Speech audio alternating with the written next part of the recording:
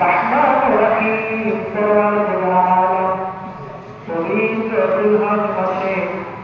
হজের মৌসুমে জিলহজ মাসের 10 তারিখে কুরবানির দিবসে ঈদ উল আজহার উল্লাসে কোরআন নামাজ আদায় করে খুতবা তাবারক শ্রবণ করে দরুদ শরীফ পাঠ করে সালাত ইস্তিগফার পাঠ করে আমি গুনাহগার আপনার দয়া করতে নিয়ে আমার প্রাণ প্রিয় রাসূলের সালামকে নিয়ে সরদার তলালে আল্লাহ সালেহা মাবুদকে নিয়ে আল্লাহ মুক্তাকে থামিয়ে চক্ষু ভরা পানি নিয়ে মন ভরা আশা নিয়ে আপনি রব্বুল আলামিনের দরবারে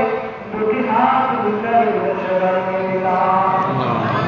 আল্লাহ তাআলা মেহেরবানি করে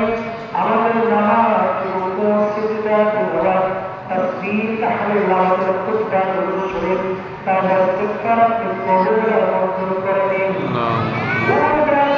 হয়েছে